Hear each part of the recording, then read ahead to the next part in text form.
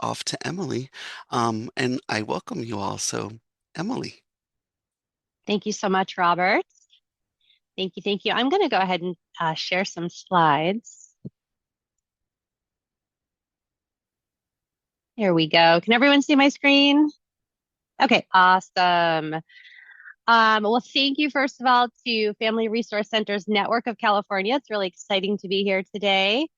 I am really thrilled to be able to talk with you not only about the Sibling Support Project, which is my organization located right outside of Seattle, Washington. So we're your neighbors to the north, but also SibShops, which are probably what we as an organization are best known for. Um, so let me just jump right in. For those of you who are not familiar with the Sibling Support Project, we are, as I mentioned, located right outside of Seattle, Washington. We are a proud program of Kindering, which is Washington State's largest early intervention provider. And we're actually kind of a unique program to Kindering because we support siblings and families not only through Washington State, but really around the world. We are the first national program in the United States dedicated entirely to supporting siblings of people with developmental health and mental health concerns. We've been around since 1990 officially, but the work of SibShops actually goes back to even farther than that to 1982. And as an organization, we do our work in a few different ways through education, educating people through our publications, our books, many of which you see there on the screen. I actually need to update this slide because we have a new SibShop book that came out at the end of last year. We're really excited about it. Um, it is a really fantastic way to learn more about SibShops and something that we encourage you to check out if you're curious about SibShops. So we have a number of books and publications written not only for siblings, but by siblings. We talk to the media every chance we get about the importance of supporting siblings. And we're going to talk today about some of the reasons we often cite when we're talking about the importance of supporting siblings. And then we also directly support siblings in a number of ways. First of all, through SibShops that we'll talk about a lot today. And we're really fortunate to have a panel of SibShop providers there in California who are going to tell you about the incredible work they do. I'm going to talk a little bit about sort of the bigger picture of why we support siblings and then how SibShops came to be and kind of the philosophy behind SibShops. And then you're going to get to hear from the real experts who bring SibShops to life every day in their communities. So I'm really excited to hear from our panel. In terms of the other ways that the Sibling Support Project supports siblings, we do a number of workshops and conferences and lectures. We're developing an app called SibTime for parents to use with preschool age siblings, which is a really underserved population, the littles who really do start to, make observations and ask questions and have wonderings. And so SibTime is our way to help parents really navigate their way through all of those questions and observations and experiences and start to provide a really strong foundation of support for young siblings. And then we also have 3 Facebook groups for siblings of different ages. And these groups are wonderfully warm and supportive places where sibs of different ages can connect with one another, share resources, share information, but also really get that validation and support that's so important to family members. So we encourage you to check those out. SibNet is our largest and longest standing group for adult siblings of people with support needs. SibTeen is our teen group. I'll be honest with you guys, as you can imagine, the teens, they're not using the Facebook so much these days. So we're actively seeking new ways to support teens and conducting some focus groups with actual teens to figure out how to best support them. And then we have Sib20, which is our group for siblings in their 20s. And the reason we have these different age groups is that, the issues that siblings experience that we're going to talk about today really do sort of evolve and change over the course of the lifespan. And some are really more prevalent than others at different times. So we're going to talk about that. I want to show you a little video. And I'm actually, the driving gets a little clunky at this part of the presentation because I don't want to run this through the slides. I want to run it through good old YouTube, but I want to show you a little video that tells you more about the Sibling Support Project and why we do the work we do. So, yes, there we go. And let's see, Robert, I can see you. Just give me a thumbs up if you can hear the music. At the Sibling Support Project, we believe that every sibling deserves to have access to information and support that empower them to care not only for their families, but also for themselves. The first time I had really the privilege of co-facilitating a Sib shop, I thought back to my own childhood and thought about how lucky I would have been to have had the opportunity to meet other brothers and sisters of kids with disabilities. I marveled at the opportunity that these kids had to meet each other, to talk about the ups and downs of having a sibling who is considered to be different by society. SibShops got their start in 1982. We had an immodest goal of making SibShops as available as parent-to-parent programs are for parents. And with 550 SibShops in almost 20 countries, I think we're doing a pretty good job of that.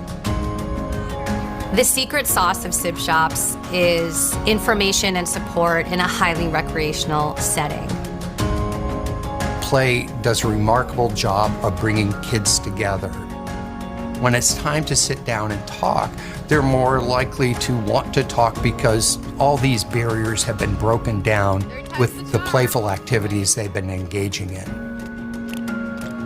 There's an unspoken connection that you see on their faces, that you hear in their stories, and you see them nodding and acknowledging each other's experiences, and that really is the greatest joy of the work that we do. If we support young Sibs, validate them, inform them, heck, celebrate them, we increase the chances that they will elect to remain lovingly involved in the lives of their brothers and sisters when their parents no longer can. Siblings really are the next generation of caregivers.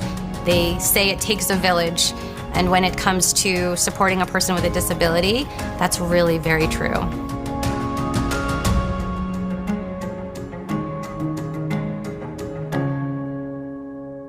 Alrighty, so that was just a little bit of an overview of the Sibling Support Project and the work we do in SibShops. I'm going to show another video in a few minutes that is going to enable you to meet one of the kids who attends SibShops and hear from her and her family about what the impact has been. Let me go back and, oops, I don't want to share that though. Go back and share my screen. In that video, you also saw Don Meyer, who is our founder and the person who created SibShops. And so we're really fortunate to have him participate in that video. He retired in 2018. He's still the biggest fan of the Sibling Support Project and SibShops, and we're really grateful to have his participation still. So, okay, let me do this. Here we go. Okay, back to the PowerPoint. Can you all see that screen there? Yes, awesome, thank you. So we've talked a little bit about, not as much as we will, but a little bit about the fact that we do support siblings. And I think it's important to really dig down and figure out why. Why is it so important to support siblings? Because I'll tell you guys that as the director of the Sibling Support Project, a lot of my job is about advocacy. And I know that we have a lot of really excellent advocates in this group doing the work that you do every day. You know that it involves a lot of advocacy, right? To help people understand why it's important to support the folks that we do. And one of the reasons that advocacy is so critical to my role is because, when we think about the traditional models of family support, who are we really talking about when we say family? I see nods. I see a lot of people nodding. And so I think that you understand where this is going, right? That when we look at traditional family support models, what we're really seeing is parent support, right? And rightfully so. Parents, I think, need and deserve all the support they can get, right? There's no manual. And when you have a child with, unique support needs, there really is no manual. And I think for any child, it takes a village, especially for kids with support needs. We do need all of the help we can get. But, and let's say, and we have to remember that siblings are really important parts of members and parts of their families, right? That is the message that I keep sharing with people. And, when I do that, I try to share some, fairly compelling reasons as to why that is. Okay. So when we think about why it's important to support siblings, let's think about these 4 reasons, 5 reasons. Let's give you 5 reasons. The first is that we know from the research that sibling experiences parallel parent experiences. I want you to think about this, okay? We know this from the research that just about everything that we can say about being the parent of a child with support needs, we can put ditto marks on for siblings. Siblings experience many, if not most, of the same issues as parents and some unique concerns and opportunities of their own. And we're going to talk in a few minutes about what some of those concerns and opportunities are. And I want you to think about the overlap with parents. Okay. The second reason it's so important to support siblings is that sibling issues are lifespan issues. Let's pause for a second. And let's consider the fact that these brothers and sisters are going to be in the lives of the person with a disability longer than anyone. Longer, definitely, than any service provider, special education teacher, right? And honestly, in many, if not most cases, siblings will be in the lives of that person longer even than parents. Okay, this is a relationship that can easily exceed 7 decades, which is a long time. And so sibling issues are lifespan issues. Siblings who are preschoolers, as I talked about earlier, they'll have some unique concerns and opportunities. Siblings who are senior citizens will also have some unique experiences. And we want to support siblings throughout the course of that journey. The third reason we should support siblings, I think, it's pretty evident that siblings spend quantity time. There was a team of researchers from Vanderbilt University, and they did this big literature review, and they looked at outcomes of siblings of people with and without disabilities. They kind of, compared studies and sort of found some outcomes in 4 different areas of life. But one of the things they noticed about all siblings of people with and without disabilities, is that siblings have high involvement in each other's lives, particularly when they're very young, right? Maybe for the first 18 years. And then also, again, towards the end of life, for many reasons that we don't have time to go into. But if we look at the big picture, siblings spend a lot of time together. And I like to point out that this is especially true in childhood, because this is when we're working with siblings in SibShops. We have a tremendous opportunity to really, really make an impact on the lives of siblings when they are young. This is one of the reasons that SibShops are such an impactful program. Okay, but siblings also spend not only a lot of time together, but really important time together, quality time. And by this, I mean that siblings are 24/7 social models. If you're a parent and you have a kiddo with support needs at home who has a brother or sister, you know this. You see it every single day. Those typically developing siblings are 24/7 social models. And so it's really, really important the time that they spend together. And then last but not least, siblings really are the next generation of caregivers. We know, and I have slides and slides about this, about the statistics and the data that we won't have time for today.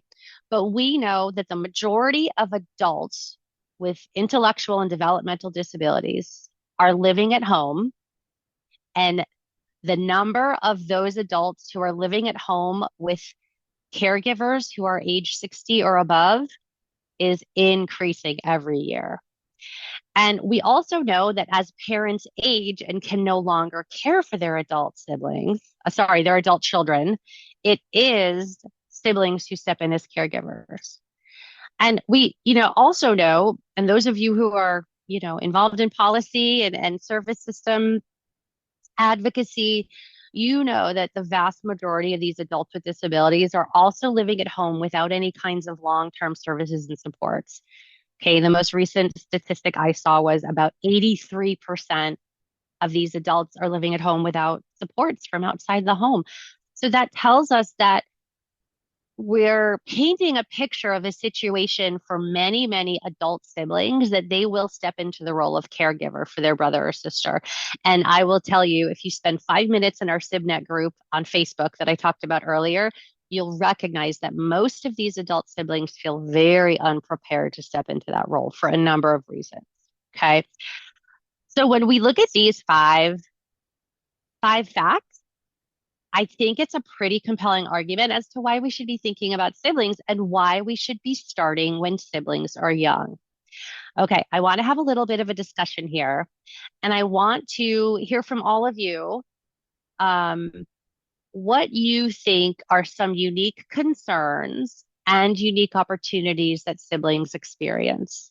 Okay, so think about at least one of each. I'd love to hear from everyone. I'm going to stop sharing my slide in a minute.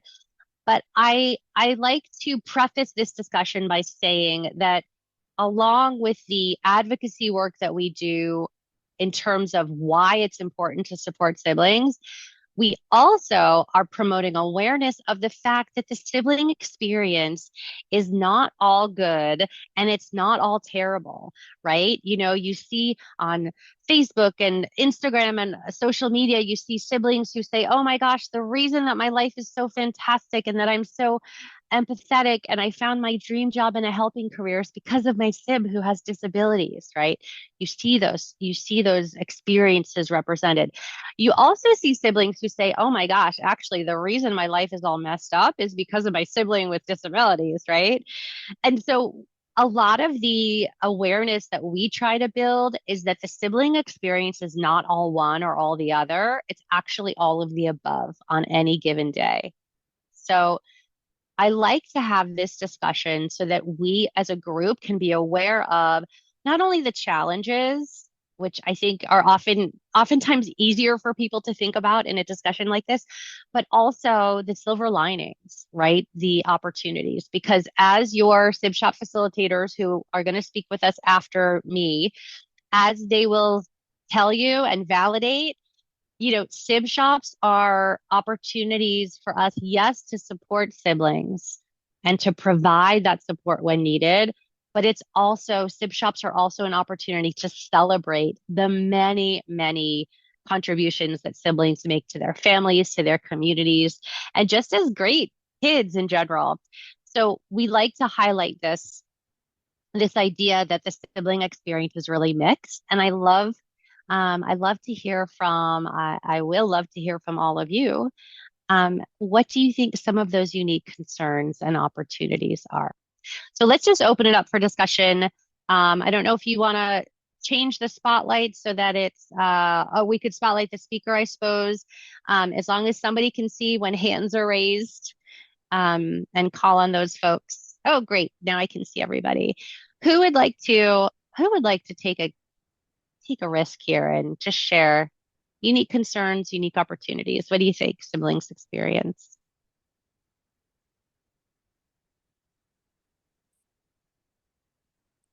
You might be familiar with this from your family, your own family, families you work with, kids you work with. I think the SibShop facilitators definitely have an advantage here because you work with siblings.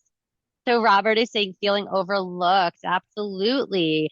There's there's a term now that's really taken off in social media, um, that many siblings identify with the term glass children. Oh, I'm a glass child. And this is a concept that was introduced actually in 2010 through a TED Talk by Alicia Maples, who has a brother with autism and who talks about the fact that, siblings growing up, she likens them to being made of glass. She says, not because we're fragile, but in fact, we're as strong as titanium, but because when our parents look at us, they look right through us. They see right through us like glass. So yes, feeling overlooked, absolutely. What other one? An opportunity. Thank you, Diane, for focusing on the good, building compassion and leadership early in life. Absolutely. Yesenia says feeling that one child is getting all the attention of parents. Yes, very, very common. And what feeling could resent from? Oh, so I just said it. Resentment is a feeling that could result from that, right? When family life really seems to revolve around the needs of one kiddo, it's natural that other family members, especially siblings, especially kids for whom fairness is really important, right? If you have young kids, if you work with school age kids, this fairness is so, so important. This idea of everything being fair. It is easy to understand um, why resentment might build, if the observation is that, this kiddo is getting all the time, all the attention, our ability to do things in the community, our ability to even go to a restaurant or go shopping, all is driven by the needs and limitations of this child. Concerns about bullying, dating, friendships. Robert, could there be guilt? Robert, we don't have enough time to talk about guilt in this format. Sibling guilt is real and it's for a multitude of reasons. Yes, yes, yes. Feeling one child is getting all the attention of parents. Yes. Lack of attention and feeling neglected. Yes. Empathy. Yes. Empathy, and jealousy. Veronica, very succinct. Empathy, and I kind of like to think of it as tolerance, right? This idea that, I always say that for siblings, like diversity training begins like before breakfast, 365 days a year, because they know what it is like to live with and love someone who's considered to be different by society, like I said in the video. Dahlia talks about the favorite child. Yes. Nicki says they feel alone. Are they the only person to have a sibling with a special need? Correct. And Nicki, that is one of the reasons why SibShops are so important. And we'll talk about that. If you think about those of you who work with parents, if you think about what is one of the first things we do for parents of a newly diagnosed child, we connect them with other parents, right? We don't want them to walk this path alone. Yet that simple consideration for siblings is often not made. And so that's what we're trying to do with SibShops, connect them to one another early so that they know they're not alone. Concerns about bullying. Oh, I said this, bullying, dating, friendships. Yes. Yes, yes, and yes. And especially, I like to categorize the dating as being part of future concerns, right? So not only will I find someone who I like to hang out with and who can deal with all my little quirks, but as siblings get older and start to think about finding a life partner, can I find someone who can deal with me and all of my wonderfulness, especially on the days that aren't that great, right? But can they also accept that a future with me could mean a future taking care of my sibling in one way or another? Diane says, looking back, not a good opportunity, but I did get away with a lot because my parents' attention was directed elsewhere. Probably not the safest and best advised behavior on my part. Well, Diane, I will date myself, but being a latchkey kid myself in the 80s, I feel like in general, like we got away with a lot more, but I will agree with that. And I've heard a lot of other siblings say that, because our parents are so busy and consumed with the needs of our brothers and sisters, we do have a certain level of independence. And some of us use that independence for good. And some of us maybe channel it towards the not so good, but I mean, we're kids. What do we expect, right? We're just exploring. Lisa, feeling they had to be perfect. Yes, because their sib had so many needs. Indeed. There was a researcher named Sharon Coleman a number of years ago who actually studied this, and she studied groups of siblings with and without disabilities. And what she found was that there was a higher need among the siblings of people with disabilities, a higher need to achieve. Now, where do you guys think this need comes from? This need to achieve, this need to be perfect. Is it external or is it internal? And you guys can just unmute. And are they allowed to unmute, Robert? Yes. Okay. You can unmute and say, what do you think? Do you think it's internal pressure or external pressure? This pressure to be perfect? Internal? Any other guesses? Say, I mean, I think it maybe you assume that's what your parents expect from you. You assume that's what your parents want from you. So I guess that's internal, but you're projecting it externally, if that makes sense. Mm-hmm. Any other thoughts? There's some folks in chat saying internal, and some that say both. And some that say both. Okay, thank you for reading the chat, Robert.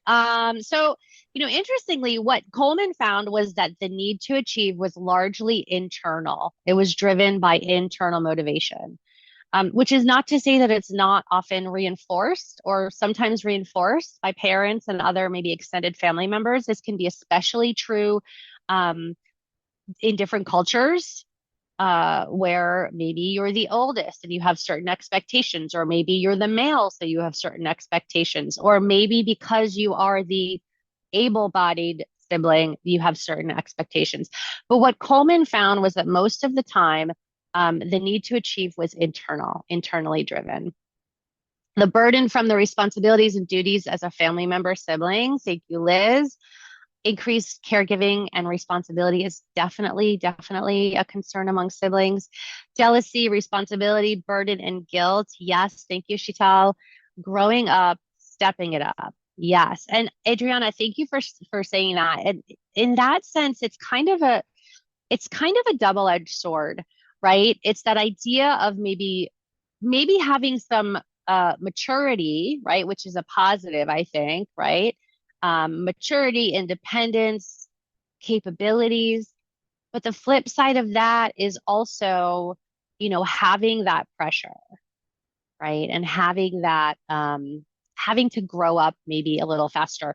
In that TED talk I told you about glass children, Alicia also talks about parentification, right? And how that can be an issue for parents. I'm sorry, for siblings. Okay. Yes, and now we're on to the internal external debate. Okay, and just, feel free to unmic too. I know some people like to chat better. Okay, so any other concerns, opportunities you guys want to talk about before we go back to the slides, and we'll see which ones we might have missed. Okay, let's go back and let's start with concerns. I always like to start with the bad news first. I have my kids trained well. When I say, do you guys want the good news first or the bad news first? They always go, we want the bad news first, Mom. Get it over with. Okay, so let's look at some of these concerns. You guys talked about a lot of these. Something we didn't talk about, the need for information, and this is really important in this particular group because you guys work with families and you are sources of information and knowledge for many families.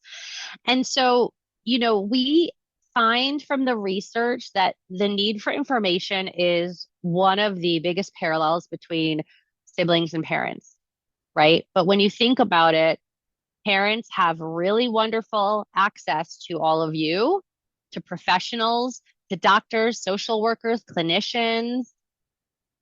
Where do siblings get information about their brother or sister's disability? Anyone, any guesses? I see the chat lighting up. Parents. Yes, if they're lucky, from parents. But we know, you guys, that doesn't happen as much as it should. And it's usually for the best and most loving reasons, that parents don't want to burden their other kids. They don't want to confuse them, especially if we don't really have a diagnosis quite yet, or we're not sure what's going on. They don't want to worry or upset their other kiddos. But, we often encourage parents to think about the fact that this disability, this diagnosis, it's not impacting just one person in the family or two or three. It's impacting everyone in their own way. And by not talking about it with siblings, we send the message that this is taboo, this is off limits. It's not okay to ask questions, right? And what do kids do when they don't have accurate information about something? Anyone? They make it up. They do. And they usually are very creative in making it up, Diane, aren't they? There's this expression that children are excellent observers and not always the best interpreters, which I really love because I think it's true. And so we need to be sources of information for kids, for young siblings. And that's really, again, where SibShops come in. We want SibShops to be a place where they can come and ask questions. And if the facilitator isn't 100% knowledgeable about that thing that they ask about, that's a great time to call upon colleagues, maybe bring in a guest speaker, right?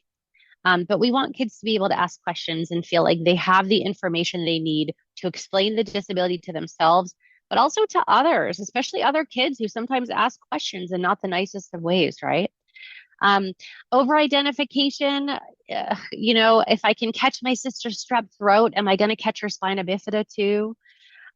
Isolation, a lot of you talked about that, feeling like, nobody can relate to them. Nobody could possibly understand what life is like at home because they have such different families. Increased caregiving responsibility. I saw that a lot in the chat. Resentment, we talked about. Embarrassment. That's no surprise that the socially, maybe sometimes unexpected behavior of our brothers and sisters with disabilities could be embarrassing for a kiddo. Guilt, again, survivor's guilt. Guilt over conflicts that most brothers and sisters have every single day. Can look a little bit different when you have a sib with a disability. You could feel some guilt if you lose your cool and blow up at them, right? And then calm down and realize like, oh, I shouldn't have lost my cool. The pressure to achieve we talked about, and future concerns. Not only future caregiving, where's my sib gonna live, who's gonna care for them. Not only will I find a partner who might accept a role as a future caregiver, but also child rearing concerns, right? Am I going to have a kiddo who has the same disability as my brother or sister?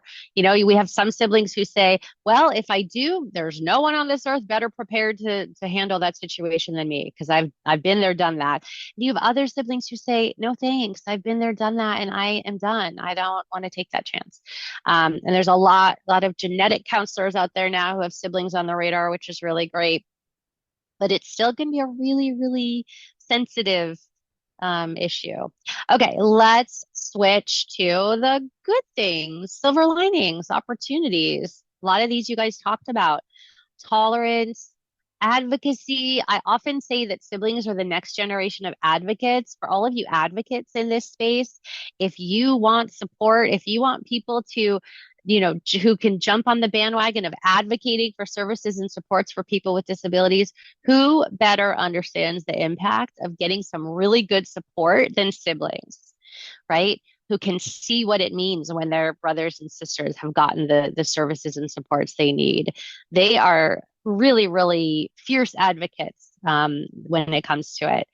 Insight, right? Understanding the human condition and that life has many facets. Maturity, humor. I think a lot of us would agree. Those of us who have family members with disabilities, right? I think we might agree that we have a unique, if not maybe like slightly twisted sense of humor, right? It's that humor is a great coping mechanism. Vocation, many siblings, it's confirmed by the research, find their ways into helping professions.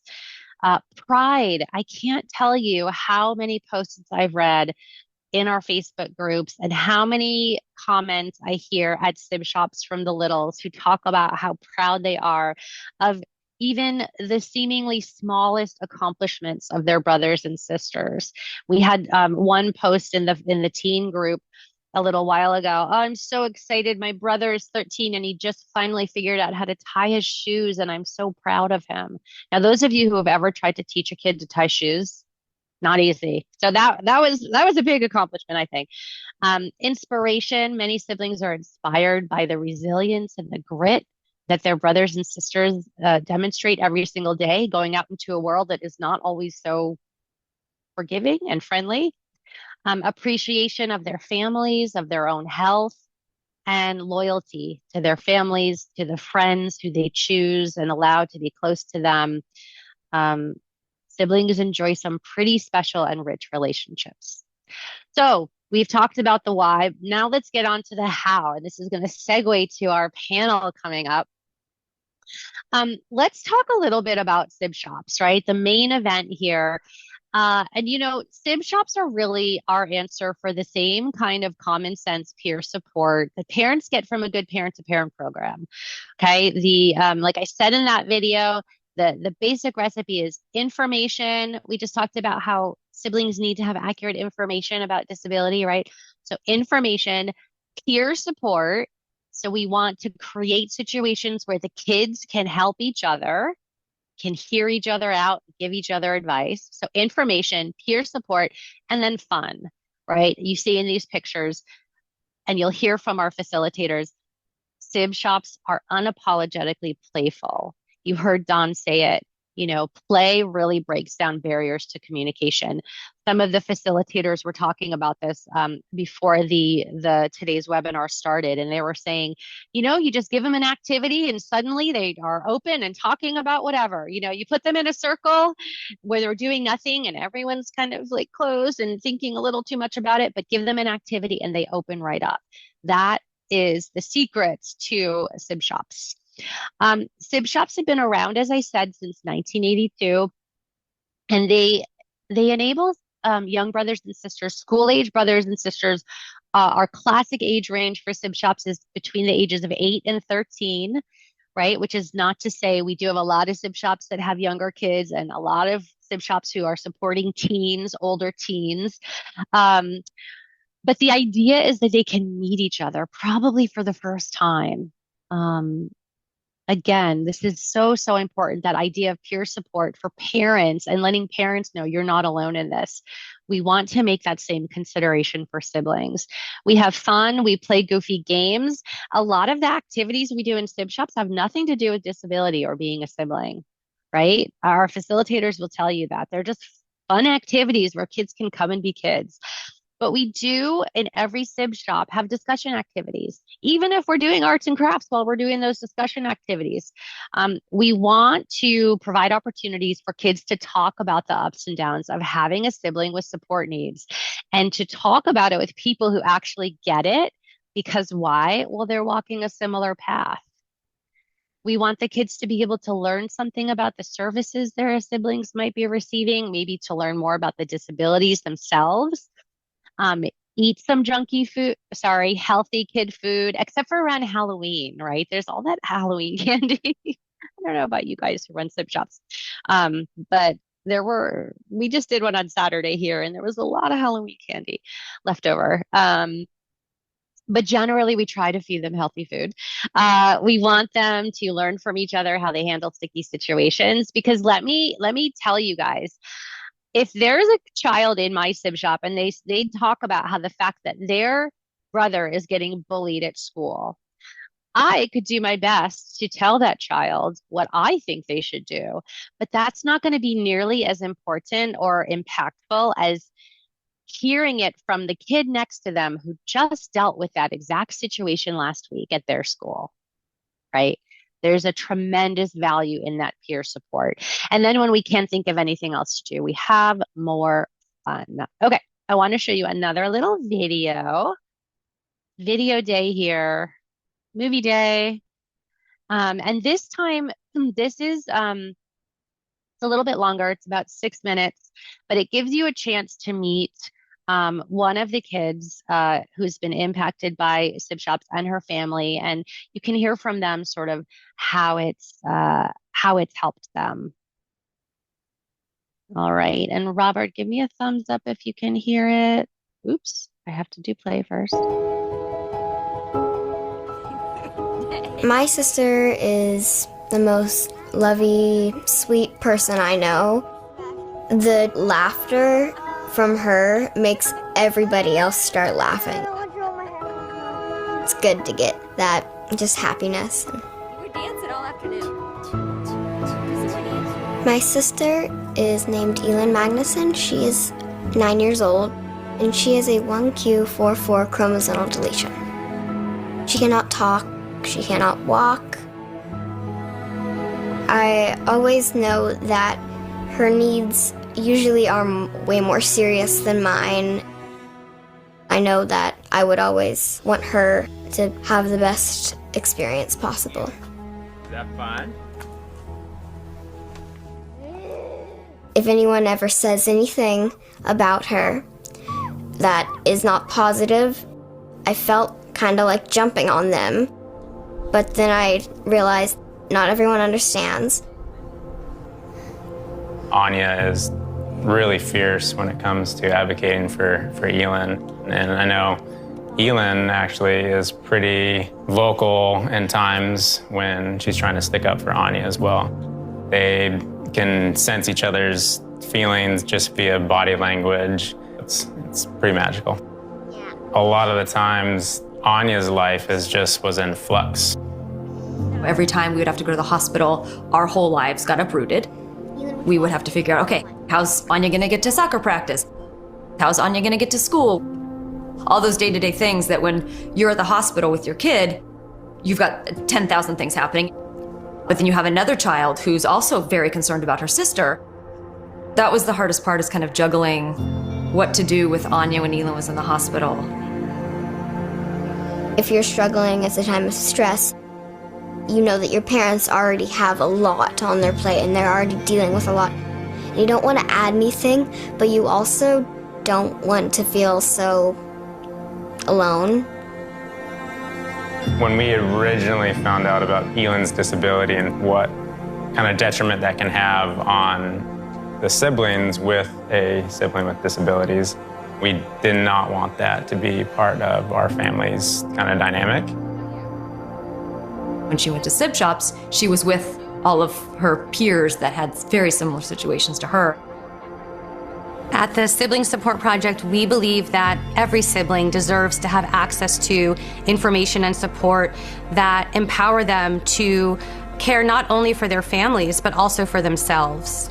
The first time I had really the privilege of co-facilitating a Sib shop, I thought back to my own childhood and thought about how lucky I would have been to have had the opportunity to meet other brothers and sisters of kids with disabilities.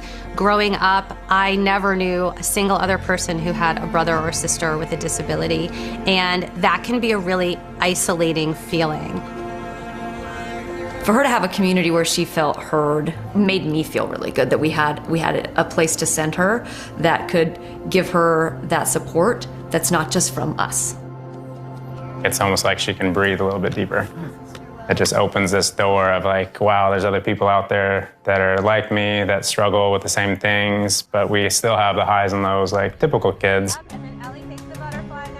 It's kind of a relief, honestly, to not have to explain in deep detail what my life is like, where everybody has similar struggles to you. Coming to SibShops has helped me realize that I'm not alone. You just can kind of let go, and everyone understands you.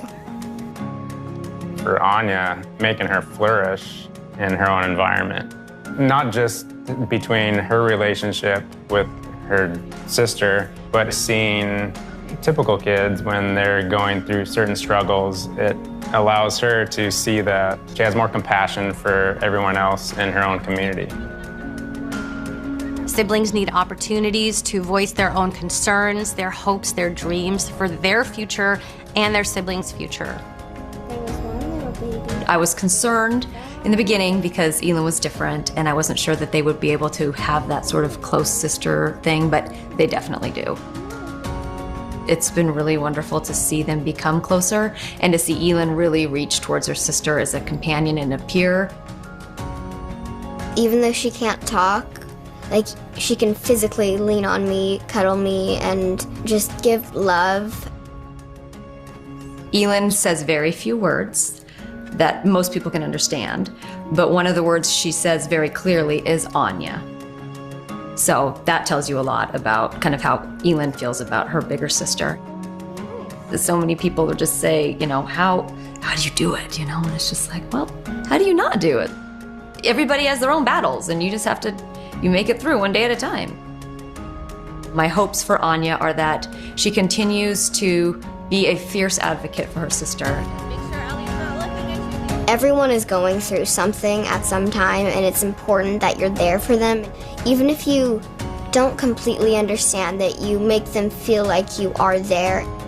Behind the mask, there's probably a lot of things going on, and emotions and feelings that need to be expressed in a safe place. In those tough moments, everyone at SibShops has really been there for me. Oh, Brady, that was Anya. And I love that video so much because honestly, I think it says in 6 minutes, more than I could say in, a couple of hours about SibShops. All right, just a few more slides and then we get to hear from our expert panel, which I'm really excited about. Okay. There we go. Back to the slides. So this is a list of SibShops in your beautiful state of California. So these are all of our registered SibShops, which looks like a long list. Actually, this is a pretty impressive list. We always say that we want a SibShop. I always say that we want a SibShop on every corner, right? We want SibShops to be embedded into as many local communities as possible because we know that parents are so busy tending to the needs of the child with disabilities that we don't want to create barriers for them to get support for their other kiddos. And so if you have to drive 45 minutes to a SibShop, it's probably not going to happen. And so our job, we work tirelessly to make sure that we're training as many facilitators and helping as many people as possible, launch new SibShops in their communities. So if that's something you're interested in, we would love to welcome you to the SibShop family. There are 600 plus SibShops around the world. I say 600 and counting in just about every US state, every Canadian province, and in about 20 other countries around the world. The number of years ago, a team of researchers from the University of Washington did a study. And so they interviewed adult siblings who had participated in SibShops as kids because they wanted to see, is there any kind of long-term impact here? And so we love these findings. This is kind of a really general overview of the findings. Over 90% of these adult Sibs said, yeah, SibShops had a positive effect on my feelings for my sibling, which is really good because parents contact us all the time.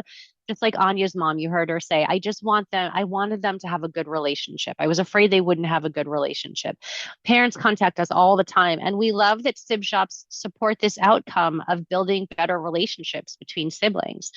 SibShops taught coping strategies to over 67% of these respondents, which is great.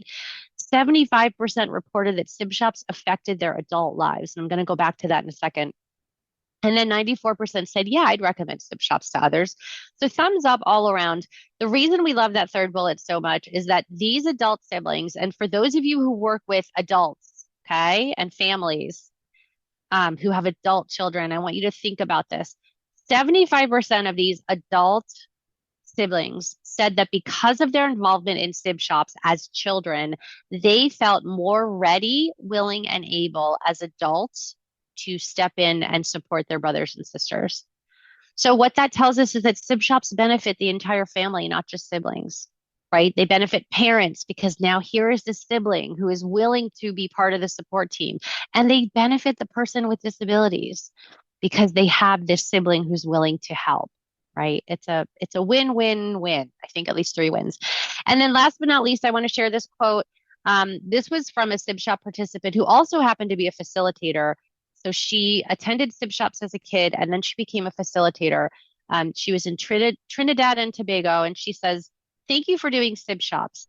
I felt like I wasn't important and my needs didn't matter because my siblings required so much support. But this group has made me feel important. It has meant so much to me. And this is something that we hear time and time again from kids who participate in SibShops. So with that, I'm happy to answer any questions. I don't know if there are any questions in the chat, or if we want to turn it over to our real experts who are the SibShop facilitators there locally in California. But thank you guys for being able to dedicate some time for all of us to think about why it's important to support siblings and to learn how through SibShops. So thank you, thank you. Thank you, Emily. And I don't see any questions yet. However, I know folks are going to be curious about how they can um, take the course and probably funding questions when it comes to signing up for SibShops officially. But before we get to that, I'm gonna go ahead and hand it over to Gina and Yesenia because we were gonna have Cassie McWilliams here, right? From Alpha to present. Unfortunately, she is ill, sends her regrets, but we wish her well. But Gina's going to present on her behalf, and I believe Yesenia is going to also assist with that. So we will hand it over to Alpha Resource Center. Okay, Nicki, I thought you were going first, but we'll jump in. We're good. Hi, everybody. My name is Gina Stabile. I am the Director of Programs at the Alpha Resource Center in Santa Barbara County. Hopefully my mic is working great. I'm actually the least important person here. Cassie McWilliams was supposed to be here, who is our actual SibShop facilitator, but she's really sick and can't talk without coughing. So you've got me. So I was trained twice to be a SibShop facilitator. So here at Alpha, it's been kind of our dream to have SibShops for about 20 years plus. So I've been trained twice and we never got them off the ground. And the reason I believe we never got them off the ground because I'm a parent, I'm not a sibling. And so the priority for me and, as we do, right, in family support, other things take precedence, right? So we knew we needed to do them, we wanted to do them, but it just never got off the ground. So in 2023, kind of coming out of the pandemic, we really got a call for action. So let's go in. I'm going to go a little bit in order here. So how long we've been facilitating? We've been facilitating SibShops for only 6 months here at Alpha Resource Center, and why we're going to get into. Cassie's completed 3 SibShops so far. She has a great team. So she has a team of herself, who's a sibling of 2 individuals who have disabilities. Her older brother has a physical disability that took a lot of time and effort away from family time because he had an amputation as a baby and then 13 consecutive reconstructive surgeries that took a lot of the parents' time away from the home, being at UCLA and doctor's appointments and whatnot. And then 22 years ago, her youngest brother was born. His name is Max, and he has Down syndrome. And she has a sister who's about a year and a half apart from her, who also volunteers at her SibShop. And so I'm gonna just be very full and honest out here. Cassie's my daughter, and so I'm get a little emotional talking about her. I was really looking forward to having her present today because I could just tell you from a parent's point of view, watching my daughter go through this process this year and getting our SibShops finally off the ground after 20 years of trying to get them off the ground. She was hired in as a navigator, having that lived experience as a sibling. We really wanted a sibling on our team, and I've been talking to her about SibShops for a while. And she said, I want to do that. And I want to make these happen because the siblings need help. And she knows that because she's a sibling who loves her brother. She is the heir apparent for his caregiving, always has said she is going to take care of him and that he was her baby since she was a young child. A lot of the things that we were just talking about really resonate with our family. So she decided she was going to start SibShops, went to do the training. She did her training online last year and immediately said, okay, this is when our first SibShop is. So worked with the manager of her department, got the SibShops going. so this is her third. She recruited a team of her sister, who's a volunteer in her sib shop, and then 2 teen volunteers who are also siblings, who are very strong volunteers. We love having the teens in there.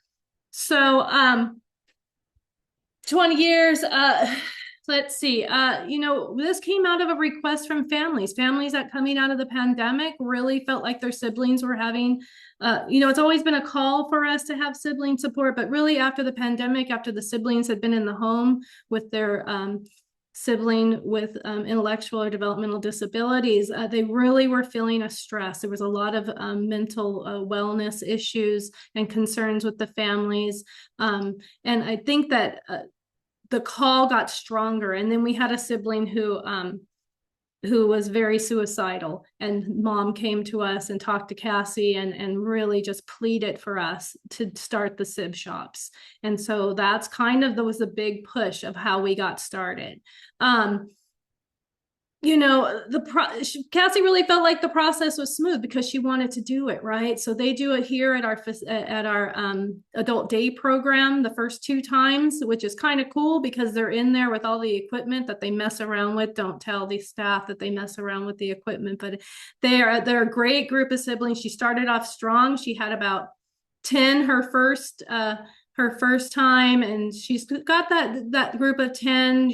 I just went to the pumpkin patch last week. It was very interesting to watch them do the pumpkin patch without their siblings, because talk about some type of guilt, right? They all kind of felt weird that their sibling didn't get to come to the pumpkin patch with them, right? But then they kind of eased into it. We let them kind of do, in that play part of it. So, right. So that way we're taught when we go into become a facilitator is about the play and just letting them organically get to know each other. And you see them naturally pairing up, right? So we have siblings within our sib shops, right? We have 3 groups of sisters, and those sisters, it's very interesting to hear them talk to each other because they bicker between each other, but they're very firm and very that big protectiveness about their younger sibling with the disability, right? And that we do a lot of games in there. So Cassie makes sure that there's a lot of fun mixed into what they're doing. That they have those moments where we have a garden here on our campus. It's very serene. It's actually called Serenity Garden. They go down there and they sit with each other and they may be just kind of painting a rock or making some beads and stuff. So having something to do with their hands, and they just kind of talk to each other. They pair them up with one of the volunteers or facilitators who are also siblings, and they just talk. And some of the discussions that have come out of that have been sad, right? Beautiful and very telling about where they're at, but they're able to express those feelings, but also talk to another sibling who's like, yeah, that embarrasses me too when my brother flips out at the grocery store, right?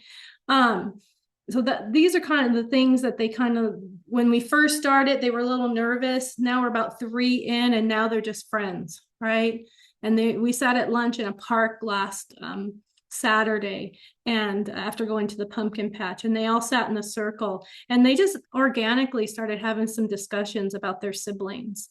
And I'm not going to share that because confidentiality, we try to protect them, and some of their parents are in this group today, so we're not going to talk about that, what they talk about. They go into very deep conversations, and they feel safe to talk about that stuff there. And so I think there's a big reality in what you just heard of the need for sib shops, and it's worth it. We don't have funding for our sib shops. We have a couple parents who definitely give to the sib shops and make them happen. So we're donating into sib shops. We're looking at grant funding for sib shops so that we can grow throughout our county. North County, our northern part of our county, is crying out for them as well. So we're looking to expand that way. So I'm just going to read what Cassie wrote to respect her in this, and she's really sad she can't be here. So our sib shops are in person. They're 3 to 4 hours long. We recently made a trip to the pumpkin patch, but typically we're on our main campus here at Alpha. We play games from the SibShops books and some that are not in the book. We offer the SibShops lunch, always healthy, with some treats, not gonna lie. They don't like Domino's pizza, by the way. I got in trouble for that. They want better pizza. Which is fine. And during the SibShops, they offer a time for siblings to open up if they'd like to. They don't have to. They have 10 to 14 siblings right now who attend. Their siblings, their SibShops are 8 to 13 years old, and then with their teen high school volunteers who go through some training with Cassie. And yeah, so we have, and so she's got, like I said, 2 teens volunteer and 1 adult sibling volunteer right now. We also have another sibling that works here in our adult day program who would like to participate, who is an older sibling as well. Tips and tricks, she said, have fun, exclamation mark. It's got to be fun. Don't be afraid to try new things. They're still in their trial and error period, and they've learned what works and what does not work. Take the advice from the siblings because they love to know that their opinions matter when it comes to planning the SibShop. So at the end of every SibShop, we ask them what they'd like to do, what worked this time, what didn't work, what they didn't like. And she takes that into account when planning the next one. They love to play tag. That's their thing. They played some mushroom tag last time. We didn't know what it was. It was hilarious to watch. They love to eat together outside. And she just ended it with, sometimes it's not about doing this or that. It's about being together and creating that place where they can breathe and have fun. So that's from Cassie.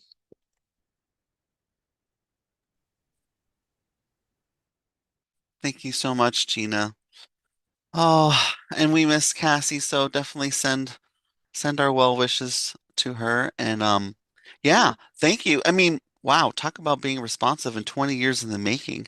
And thank you for sharing that tidbit about it not actually being funded, and that you're seeking funding for this. I think that's really helpful to know. Yeah. Um, I can just say, Robert, as Cassie's mom, I'm going to step out of my alpha role, and my team knows this. They're all here, is that I've learned a lot about Cassie as a sibling, watching her be a facilitator. So if you're a sibling on here and you're thinking about being a facilitator, and that's your heart, do it, because these sibs need you. So that 20 years, they didn't need me as a mom being a SibShop facilitator, right? They didn't need our other facilitator who's been trained, who is also a parent, to be a facilitator. This whole time we've been waiting for Cassie to come along, who's a sibling, who gets into, she can sit with those kids and they'll just like open up to her because they know she lives it, right? She's lived it for her whole life. So I can only just say, if you're a sibling on here and you want to do this, do it. Get with Emily and do it. exactly. Not only a webinar, but a call to action. Thank you, Gina. All right, I'm going to pass it on to Nicki. Hi, I'm with Family Resource Network, and we are here in the Central Valley. We cover San Joaquin County, Stanislaus County, and then we have 3 mountain counties, which are smaller: Amador, Calaveras, and Tuolumne. I was talking with my director yesterday because I was like, I don't know when we started. So I guess we started SibShops in the mid-90s, not exactly sure what date. Don Meyer actually came to one of our early start symposiums, and he was a presenter there, and then he did some parent trainings for us. And so my director has always talked so highly about Don Myers, and I remember when she worked here and I wasn't here, it was always SibShops, SibShops, SibShops. So I feel like I've known about it for so long, but until he started working here, I'm like, oh, that's what it is. I get it now. I understand. So I started, Emily, you might have to help me. I was like the last class that Don Meyer trained, and like your first. So it was like the end of 17, maybe early 18, somewhere around there. We did it in LA. Do you have the date for me, Emily? I'm pretty sure that that was January of 2019. 19. Okay. A little bit later. But yeah, it was just a lot of fun. It was fun to go down. It was a 2-day training. Not super intense, but it really got you thinking about different things. And then we ended the training with a SibShop. They invited kiddos from the LA area, and they came out on this rainy day. We had maybe 5 or 6, not a huge group that we were expecting. So some of us pretended to be Sibs during that Sib shop, and others were adults. And so it was just so much fun, but it was fun to actually put some of that training into use. We did use the SibShops book. And so it was fun to actually play those games out and go, like kind of in the real world, but it was like still this safe area that we could explore together and ask lots and lots of questions. So I started leading Sib Shop right after that, came back, started doing it here in San Joaquin County, and then kind of did it here in Stockton as well. I did a Tracy one, and then we did expand down to Stanislaus County, which is something that we'd always talked about, and we did have good connections down there, so we did end up getting in down there. The FRC here, we decided to do it. It was something that was just coming about, talking about teens or about siblings, sorry. And it was a group of, I guess, staff members here that they also had siblings at their home with their disabled child, and they wanted something for those siblings to do. They were realizing they needed support, and they weren't quite sure how to support them. So that's really how they brought Sib Shop here and just wanted to do that. You know, they were walking that walk. And so they were like, okay, what do we do? What do we do with our siblings? And so, you know, with that, and then I think Don Meyer coming, it just like was a good, jumping off point, like, let's just do this. Let's see. So I talked about our training, and then I'll talk a little bit about kind of what our Sib Shop looks like. It's kind of changed over the years, I took it over. I kept exactly the same way the other person did, and that works for a while. And then, groups kind of change in that. So some of our basic things are, we offer it 3 to 4 times a year. Currently, we have it in 2 different counties, so 3 or 4 times in each county. We are trying to get it in our mountain counties. We're having a little bit of a struggle there. They keep saying they want it and they want it and they want it, but I'm getting 1 or 2 kids to sign up. And I don't know if you guys have led Sib Shops, but you can't really do it with 1 or 2 kids. Like, it's just super, super hard. So we're still working. We're still really working with them, trying to get it up there. There's no cost to our families for Sib Shop. We do it in person. Since I've been doing it, we've been doing it on Friday evenings. We do it from 5:30 to 8, which seems to be a great time for our families. They were previously done on Saturdays between 11 and 2. And so we just kind of changed that a little bit as families were getting busier on Saturdays. So that Friday night just kind of seemed to work. And I get great attendance at the 2 main counties that we're doing them in. We're currently doing them at churches in both locations, which is really nice. We have access to the full social hall or a youth room, and then I have great outdoor access too. So when the weather's nice, we love to go outside and play those games where we can really, really run around and just have a great time. There's no cost for us to use that space, which is also a bonus. I believe all of our funding for Sib Shops came out of just our general fund. There was really no particular fund for it. But I know we just had a meeting not too long ago with Robin. I can't remember her last name. Ryan, maybe? Robin? I don't know. She was saying something about we could possibly take it out of our FEC grant because it's part of training with our siblings and stuff like that. So maybe that's something you guys can think about with that. And maybe Lisa will have some more information on that. She's our executive director. She probably remembers that. We do it also for ages 7 to 14. I really, really want to add on a teen program. It's been something that I've been talking about, kind of like, I'm going to do this between 2 and 4 in the morning. We're going to get this going. Because I lost a lot of siblings as they aged out. And it's like, oh, this is really sad.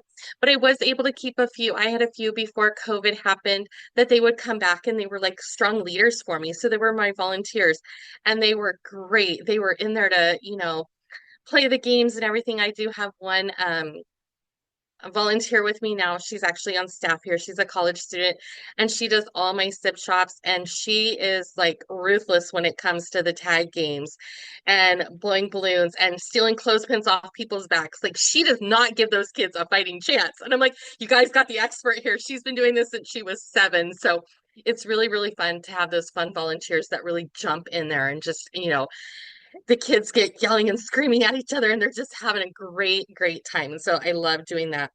And then kind of the way our night works is we start our night. The kiddos get there. They always do name tags. I have a sign-in sheet for the parents. I address any of the concerns the parents have right away because they're always like, can we stay? Because they're nervous. They don't know what it's going to look like. I'm like, nope, say goodbye, head out the door. If you want to stay out there for a minute or two and listen, that's fine. But usually within a couple of minutes, they're gone because they're like, oh my gosh, my kid's already having a great time. So, and then I always have some sort of like kind of icebreaker, thing that they can work on, whether it be like a tic-tac-toe game or we just did an emoji theme night. And they were Disney movies, but they were all done with emojis. And so they can work together or they can work individually, and that's kind of like that little icebreaker that they can just do while people are signing in. Then we start with some fun games. I usually have about 3 games planned where we're running around. Any game, I'll go with Gina, any game with balloons or tag, the kids are all over. You don't even have to really know what you're doing. You pull out the balloons and all of a sudden there's a game going and you're like, okay, we got this. Like, yeah, we're going to tie balloons to strings, tie them to our ankle, and we're going to run around and pop them. Like, they just love it so much. And then we kind of transition into our dinner time. We do pizza. I have added Capri Suns and water. And they just love it, they just love sitting there. I start to kind of introduce that discussion during our like time with our food. And so with my emoji night, we talked about, my question was, what are your 2 most used emojis? And that was really fun just to see where they were. I'm like, gosh, I'm old. I'm like the thumbs up. And they're like, no one uses that anymore. And so it's fun when they tell you like you're old and you're like, no, you just don't know what good is out there right now. And so that was fun. And so that kind of introduces that topic about, the night we were going to talk about feelings and emotions and what that looked like. And so then they introduce themselves. They introduce their sibling because they think it's really important for them to talk about their sibling. And then they realize, oh, wow, you have a sibling with autism, or you have a sibling with this or that. And so it's really nice. Sorry, my light just went off. Let me put it back on. There we go. And so that's just a nice way. And then we usually segue into a few more games. Usually the second set of games I do inside, maybe a little quieter game, just to kind of get them to come down a little bit. So we play a few more games. And then we do our craft. And I've really wrapped our discussion up into our craft. I think I found out, I don't know if the discussion was like, I don't know if I was getting the full just out of what I wanted when I first started, but I just felt like it was always a stretch sometimes to get those, thoughts out of their brains that I knew they had and I knew they wanted to share them, but they just weren't sure. So I feel like doing it during craft, their hands are busy, they're doing something, and we have phenomenal discussions. Just the last one we had, we were talking and one of the siblings said something about, yeah, my parents really want me to go to a therapist, but I don't want to go. And I was like, okay. And before I could even say anything, one of the other siblings was like, oh my gosh, I've been going to a therapist. I had to go to 3 therapists before I finally found one that I liked. And this is what it did for me. And I just sat back and I was like, go girl, just keep going. And it was just really great to have those organic conversations because as much as I planned it, she just took it around the show with it. And I was like, okay, great. This is awesome. And so at the end, he was really thinking, he's like, okay, maybe I will talk to my parents and maybe I'll do this. And I'm like, yeah, we're here to support you, whatever else you need. We talked about some other coping mechanisms for, emotions. One of the kids talked about how he likes to journal. And the kid said, well, I don't like to write things down. That's hard on me. And the kid goes, I don't write things down. I draw pictures. And so it was really great just to hear the kids really supporting them. And I'm like, this is what it's about. This is their group. As worried as I am about, oh, I got to teach them something. I got to do this. Like, I don't have to. They teach each other. And so I think that's really, really awesome about that. And then we do follow it up with a sweet treat, of course. And they just have fun during that. And then we've kind of the last couple SibShops at the end. My kids have really found there's this game called Spoons. I'm not sure if you're familiar with it. It's a card game that I grew up playing in youth groups and just groups of people. But you start out with 4 cards. Everyone has 4 cards. The main person has a stack of cards, and you want to get 4 of a kind. So if I look at my 4 and I have 2 7s, an 8, and a 9, I'm going to go with my 7s. I pick a card. If it's a 7, I'm going to take it. If I do keep it, then I have to pass on another card. So you can only have 4. So the gist is once you get 4 of a kind in your hand, you grab the spoon in the middle of the pile, and there's one less spoon than participants at the table. So you can imagine when one person grabs a spoon, all of a sudden people are jumping across that table grabbing spoons. And so the last time we were doing it, I had a parent there and I was like, do you want to sit down and join us?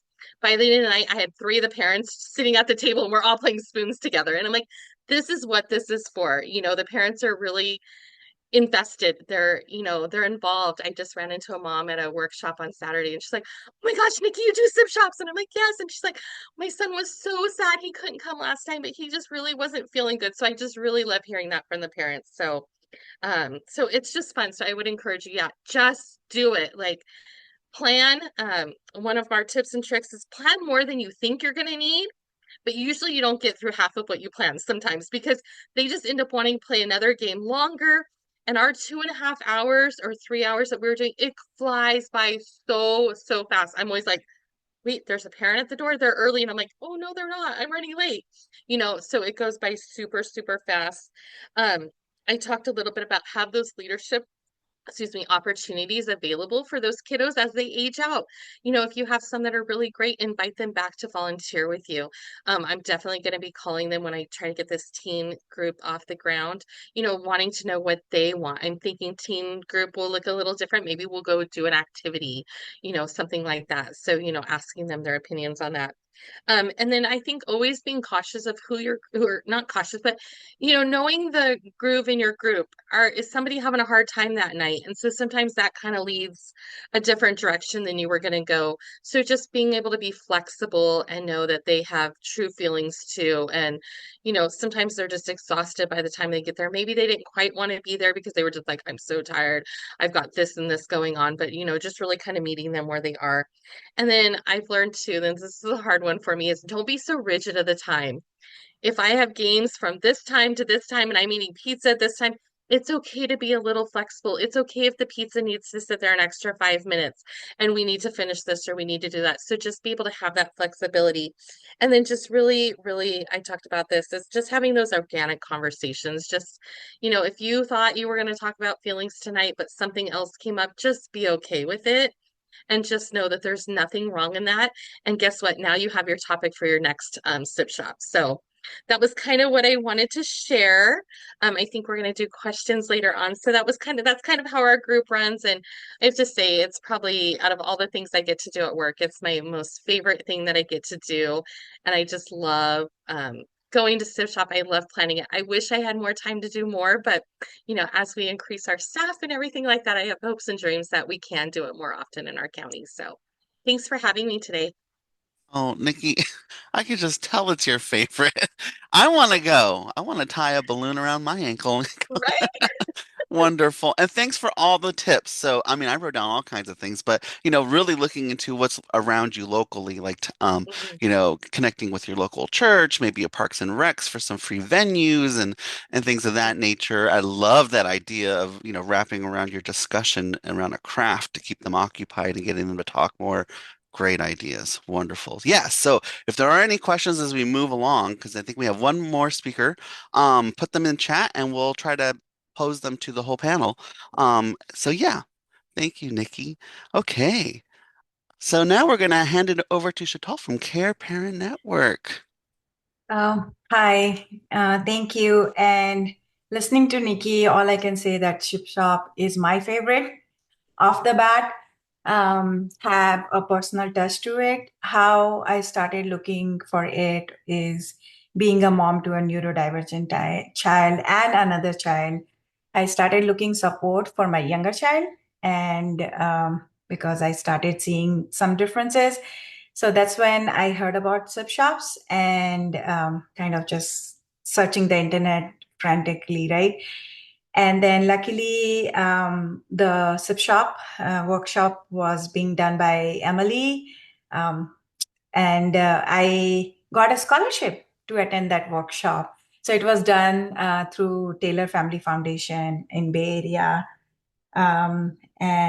So I attended that and then just brought it to my director. We talked about it. There was a huge need in the community for sure, but we didn't know about something like Zip Shop existing. And then, so she was excited. And and we also were able to, because we didn't have funding for this program.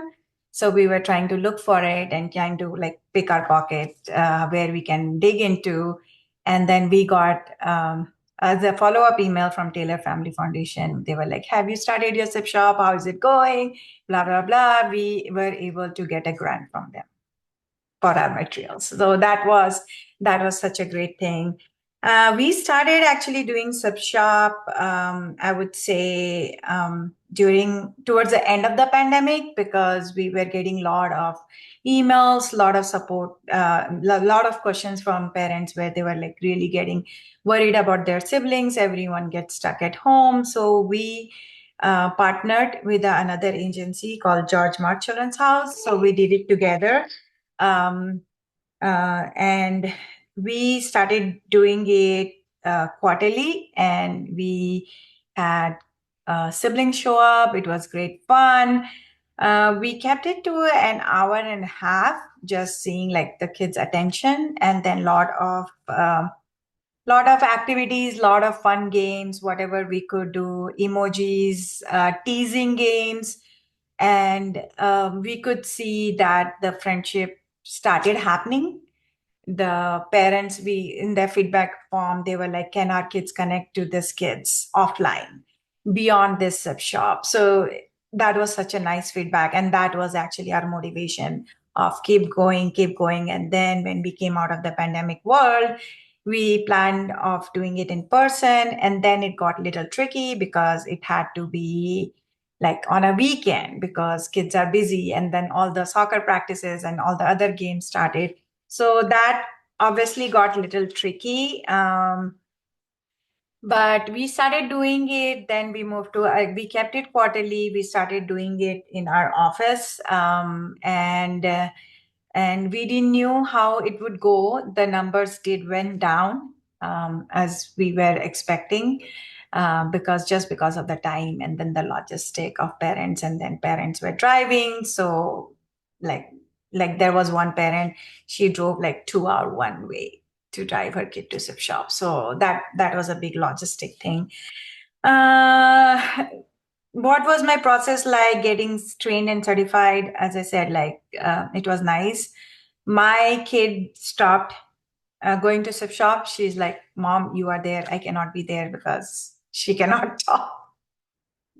So she felt that judgment, and that was pretty understandable. But and she so I think getting trained and getting certified was really helpful, because then, and getting on the Facebook page of the SIP shop, getting all the activities, it's such a huge resource.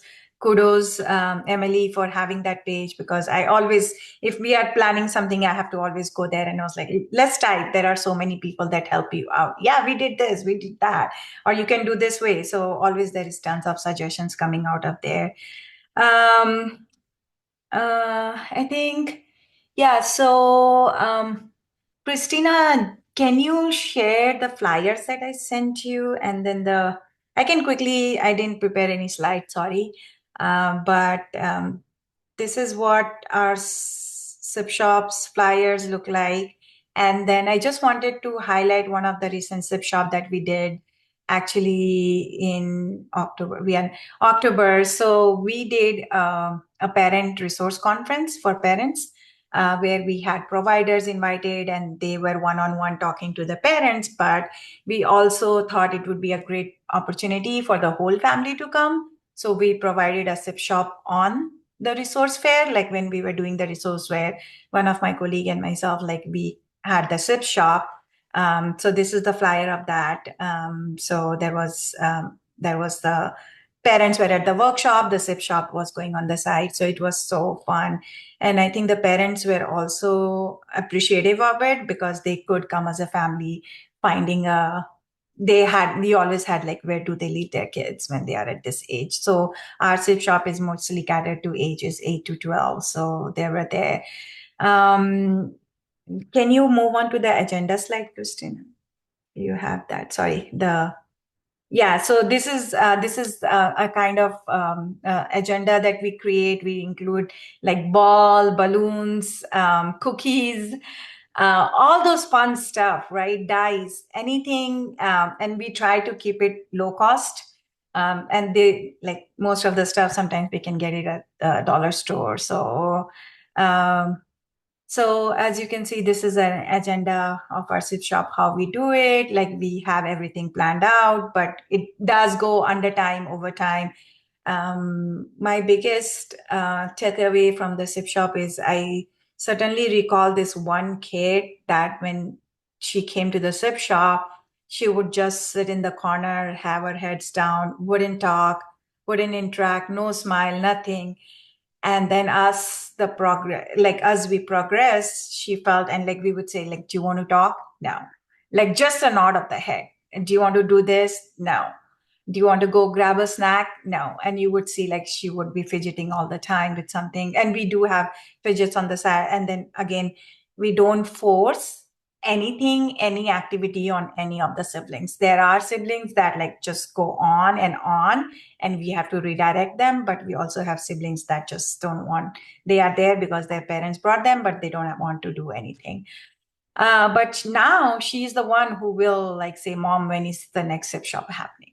So I wish I could say the pictures, but like our first SIP shop picture and then the SIP shop that we just had, it's like such a huge difference. Tip and tricks, again, take it as it goes.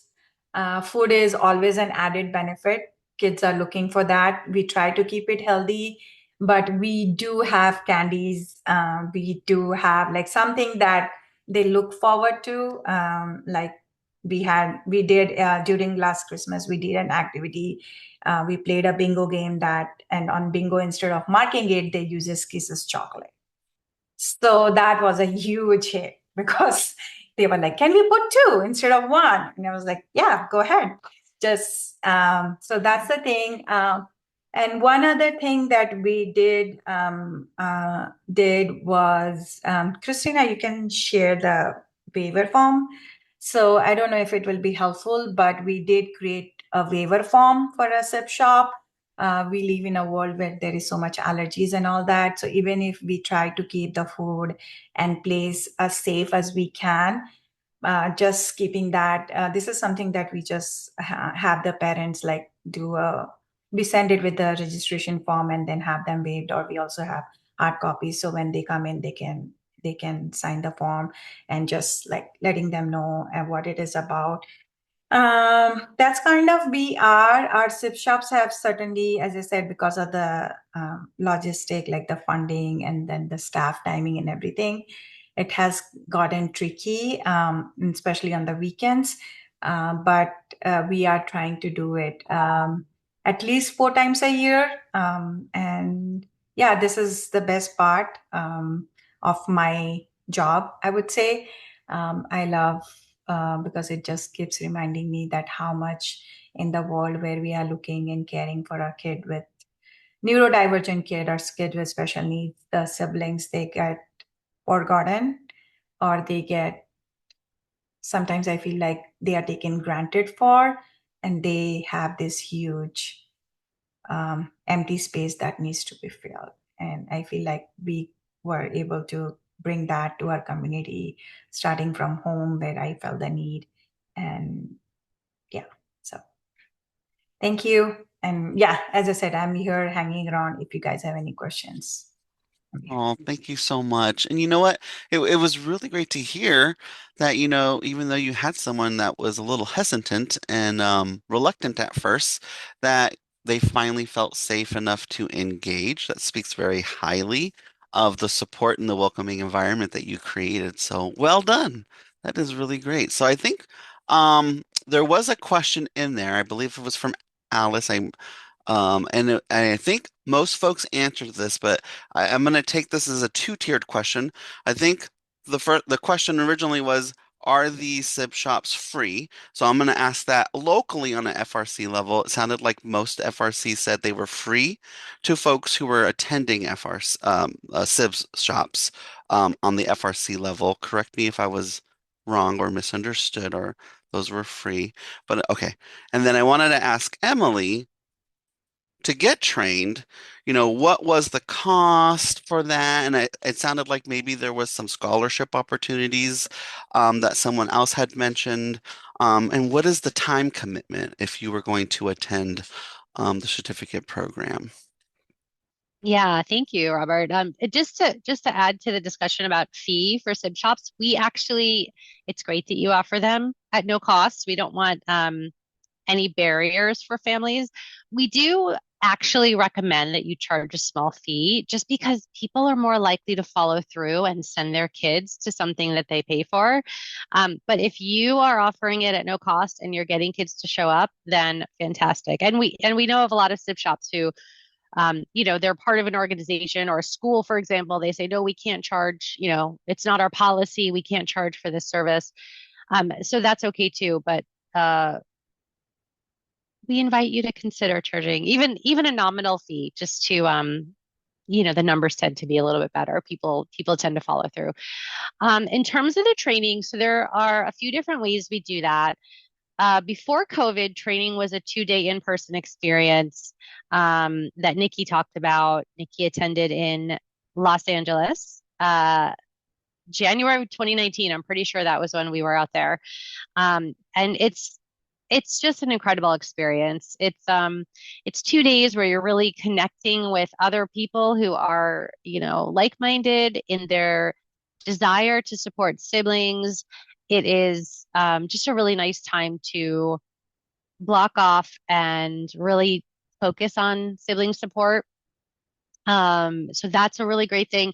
And I think the highlight of that training, and Nicki, you can correct me if I'm wrong, I think the highlight of that training is often the second day, which is the demonstration sib shop, where we have actual kids come in and we do all the activities, and all of the trainees are there, playing all the games and doing all the stuff with the kids. So it's really fun. So those trainings, we basically go where we're invited, and a host organization will coordinate that training locally, and then may charge a registration fee, may not. The online training that Shital talked about was through the Taylor Family Foundation. And so they contracted with us to offer this training, and they were able to offer scholarships to people who wanted to attend the training. So we do have some private online trainings that work that way. We do one with a group in Texas every year, and they're able to offer it at no cost to folks. So you can kind of look at our calendar and try to find those opportunities. I know we have talked with Robert and the folks over at your organization, Family Resource Network. And we've talked about maybe doing, a training for you all. That would be, if there's enough interest in doing something maybe in person, that's the preferred way to do it, or online. Gina was in that training with Nicki too. Hosted by, yes, it was FRC hosted. Crystal Smith. Yes, absolutely. That was a great, great training. Anyway, just strolling down memory lane. And then we're kind of in the process of revamping our training system.